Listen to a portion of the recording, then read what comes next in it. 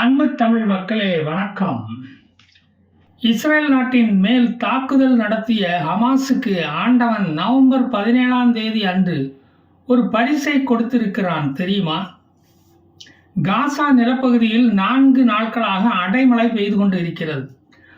அதனால் ஹமாஸ் டனலுக்குள் மழை நீர் புகுந்து இப்ப எலிகள் துப்பாக்கிகளுடன் வெளியேறுகின்றன. அவர்களை வெளியே காத்து இருக்கும் இஸ்ரேலிய ட்ரோன்கள் துவம்சம் பண்ணி கொண்டு இருக்கின்றன. இப்போ அங்கே மிக்கி மவுஸ் விளையாட்டு தான் ரொம்ப மும்முரமாக நடந்துக்கிட்டு இருக்கு. அங்குள்ள பாலஸ்தீனர்கள் என்ன சொல்லுகிறார்கள் தெரியுமா? ஹமாஸின் செயல்பாடுகள் பிடிக்காமல் ஆண்டவனே மழையை அனுப்பி டனலுக்குள் இருக்கும் ஹமாஸையும் ஹமாஸின் ஆயுதங்களையும் நீரில் மூழ்கடித்து அழிக்கிறார் என்று இறைவனை போற்றுகின்றனர். பாலஸ்தீன மக்களை நிம்மதியாக வாழவிடாத ஹமாஸுக்கு இதுவும் வேண்டும் இன்னமும் வேண்டும் என்று சொல்கிறார்கள் நொந்து போன நடுநிலை மக்கள், பொதுமக்கள். எங்களுக்கு எப்பதான் விடிவு காலம் பிறக்குமோ தெரியலையே, எங்க ஊருக்கு ஸ்டாலினும் வரமாட்டேங்கிறாரு, விடியலே கிடைக்காதா எங்களுக்கு என்று ஆதங்கப்படுகிறார்கள். இடிந்த கட்டடங்களை பார்த்து வெறுத்து போய்விட்டோம், இப்ப மழையும் வேற பெய்யுது, அதில் எப்படி ஐயா நாங்கள் வாழ முடியும் என்று மனம் நொந்து போய் இருக்கின்றனர் பாலஸ்தீனியர்கள். மழையை சமாளிக்க முடியாமல் ஹமாசுகள் வெள்ளை கொடிகளுடன் பொந்துகளில் இருந்து வெளியேறி கொண்டிருக்கின்றனர், சரணடைந்து கொண்டிருக்கின்றனர். உயிருக்கு பயந்து அவர்கள் வெளியேறுகிறார்கள். அவர்கள் வைத்த பொறியில் அவர்களே சிக்கினார்கள். ஆளில்லாத குட்டி விமானங்கள் இங்கு டனல் இருப்பதை கண்டுபிடித்து சொல்லிவிட்டன. இஸ்ரேலிய இன்ஃபேண்ட்ரி ஃபோர்ஸஸ் அவற்றை பிரித்து மேய்ந்து கொண்டிருக்கின்றன.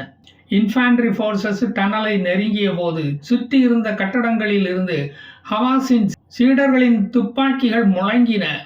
வான்மழையோடு குண்டுமழையும் அங்கு பொழிந்தது. அவர்களை அமைதிப்படுத்திவிட்டு சாந்தப்படுத்திவிட்டு டன்னல்களுக்குள் சாம்பிராணி புகை காட்டினார்கள் இஸ்ரேலியர்கள். டனலில் இருந்து தப்பிய ஹமாசுகள் இஸ்ரேலியர்களிடம் சரணடைந்து கொண்டிருக்கின்றனர். இஸ்ரேலிய ஜெயிலாவது ஒரு நல்ல சாப்பாடு கிடைக்குமே, குகைக்குள்ள எத்தனை நாளா இந்த காஞ்ச ரொட்டியை தின்னு தின்னு இந்த நாக்கெல்லாம் செத்து போய் கிடக்குதுயா என்று முறையிடுகிறார்கள். காசா பகுதி மழை வெள்ளத்தினால் சேரும் சகதியுமாக தமிழக ரோடுகள் போல இருப்பதால் இஸ்ரேலிய ராணுவம் சென்னை பகுதிக்கு தான் வந்துவிட்டோமோ என்று திகைத்து ஒரு நிமிஷம் குழம்பி போய்விட்டார்கள். தங்கள் டாங்குகளையும் கனரக பீரங்கி வாகனங்களையும் ஓட்டுவதை நிறுத்திவிட்டனர். ஹமாசுகளோ இஸ்ரேல் போர் நிறுத்தம் பண்ணிவிட்டதாக நினைத்து கொண்டு கடைசியில் ஏமாந்து போயிட்டாங்க. காசா பகுதிக்குள் வாகனங்களை கொண்டு போக முடியவில்லை. எனவே ட்ரோன்களை வைத்து தங்கள் வேட்டையை ஆரம்பித்துள்ளனர் இஸ்ரேலிய டிஃபென்ஸ் ஃபோர்ஸ். காசாவில் உள்ள டனல் ஏரியா ஒன்றில் ஒரு பெரிய டனல் இருப்பதை இஸ்ரேல் தற்செயலாக பார்த்தது. இஸ்ரேலிய வீரர்கள் அதை பார்த்தார்கள். அதன் உள்ளே ஒரு ட்ரோனை அனுப்பி பார்த்ததில் அதனுள் ஆயுதங்களுடன் ஹமாசுகள் நிம்மதியாக உறங்கிக் கொண்டு இருந்தார்களாம். அவர்களது தூக்கத்தை எதுக்கு டிஸ்டர்ப் பண்ணணும் என்று நினைத்து அத்தனை பேரையும் சொர்க்கத்துக்கு அனுப்ப முடிவு செய்தனர் இந்த இஸ்ரேலியர்கள். ரிமோட் பட்டனை இயக்கி அத்தனை ஹமாசுகளையும் அழித்து விட்டு திரும்பி இருக்கிறது இந்த இஸ்ரேல் இராணுவம். அதாவது சிங்கம் என்று கூறியவனை அதன் குகையிலே போய் அழிப்பது என்பது இதுதான். இப்போ அந்த ஏரியா எல்லாம் இஸ்ரேல் கண்ட்ரோலுக்குள்ள வந்துட்டு இப்போது அதை சேஃப் சோன் என்று இஸ்ரேல் இராணுவம் அறிவித்து விட்டது. அங்கு டாஸ்மாக் கடை வேண்டுமானால் நீங்கள் திறந்து கொள்ளலாம், அதுக்கு ஒன்றும் ஆட்சேபனை இல்லை, அவ்வளவு சேஃப் அந்த இடம். இப்போ அந்த குகைக்குள் இருந்த கமாண்டர்கள் அனைவரும் அழிக்கப்பட்டு விட்டனர்.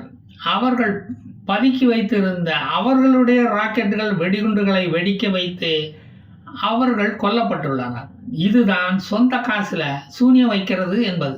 இதில் முக்கியமான ஹமாஸின் Ayman Siyam, the head of the rocket army, மற்றும் தி பிரிகேடியர்கள் எஸ்ஸாம் அல் டலிஸ், ரான்ஹி முஸ்டஹா போன்றவர்களும் அளிக்கப்பட்டுள்ளனர்.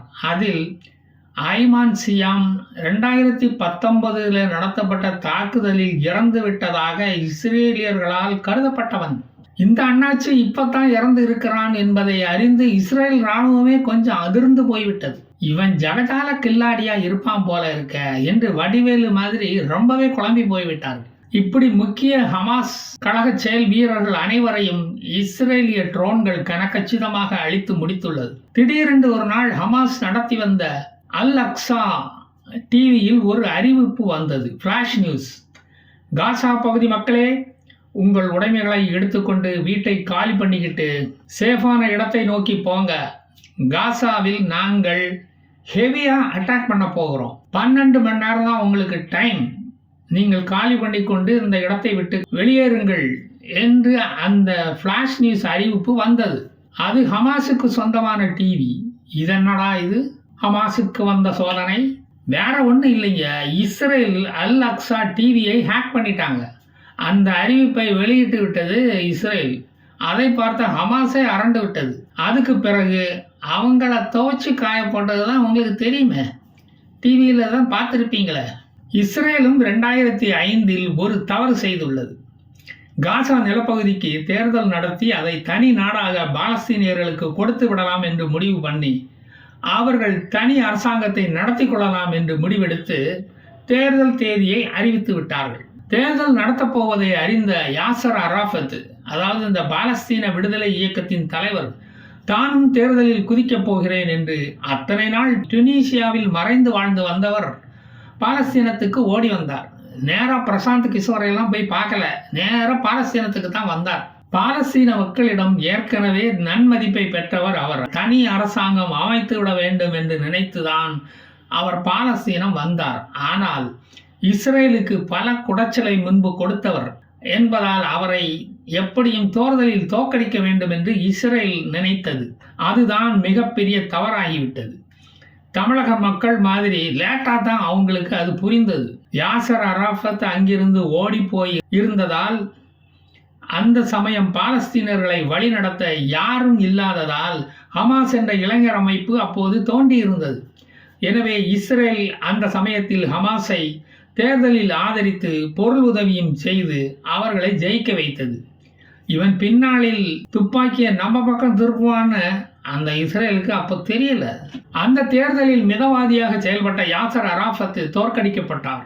அவர் இருந்திருந்தால் பாலஸ்தீனர்கள் இன்று நிம்மதியாக இருந்திருப்பார்கள்.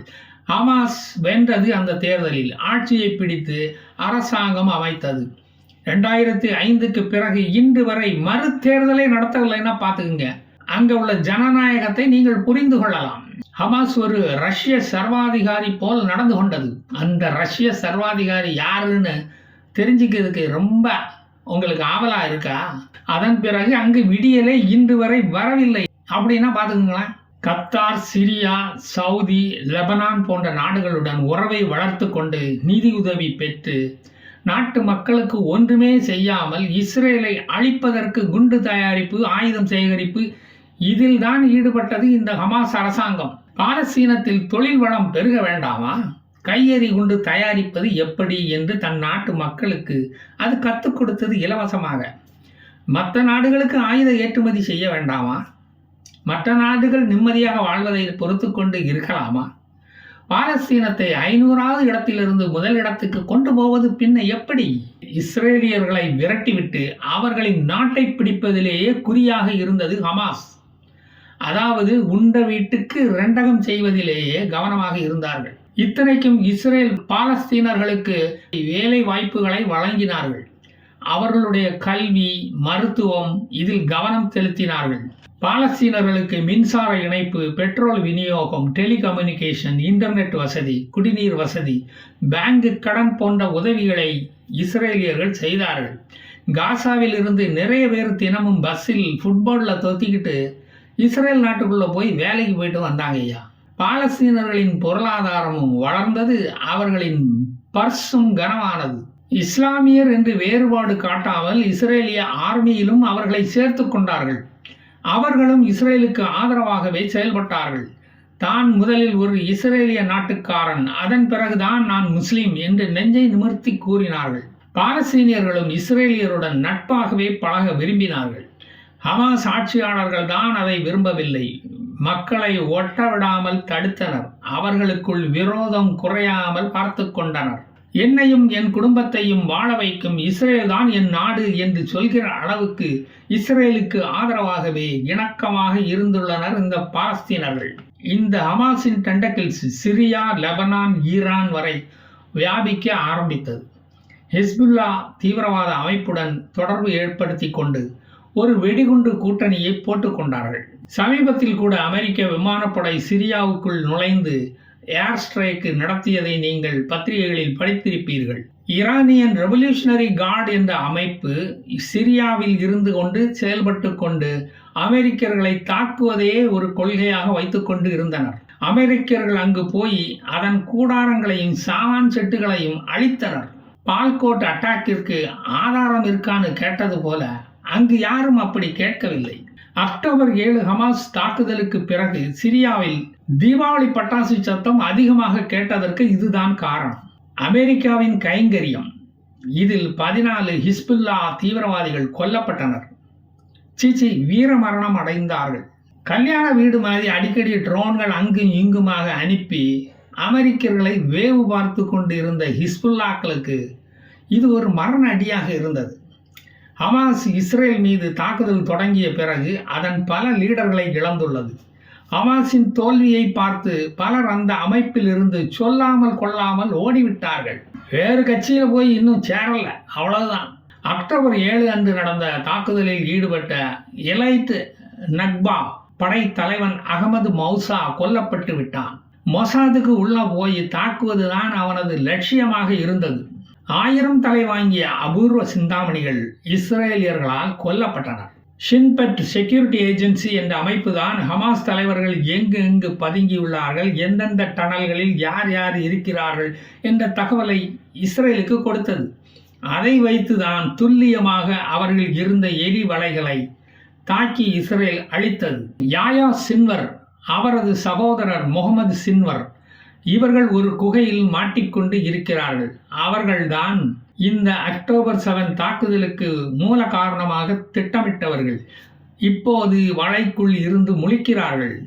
அவர்கள் காலியானதும் கூடிய சீக்கிரமே போர் முடிவுக்கு வந்துவிடும். அல்-ஷிபா ஹாஸ்பிட்டலில் சிடி ஸ்கேன் அறையில் துப்பாக்கிகள் மற்றும் வெடிகுண்டுகளை ஒரு பைக்குள் வைத்திருந்ததை இஸ்ரேலிய இராணுவம் கண்டுபிடித்து எடுத்திருக்கிறார்கள். எந்த பண்டிகையை கொண்டாட அவைகள் வாங்கி வைக்கப்பட்டுள்ளன என்று இஸ்ரேலிய ஆர்மியே ரொம்ப குழம்பி போயிட்டான். மண்டையை போட்டு உடச்சிக்கிட்டு இருக்காங்க. மேலும் புதிய தகவல்கள் கிடைத்தால் மீண்டும் வருவேன். அதற்குள் என் சேனலை சப்ஸ்கிரைப் செய்து வைத்துக் கொள்ளுங்கள். இவிஎம் மிஷினில் அழுத்துற மாதிரி பெல் ஐக்கானையும் ஒரு அழுத்திருங்க. அப்போ நான் வரட்டா. ஜெய் ஹிந்த்.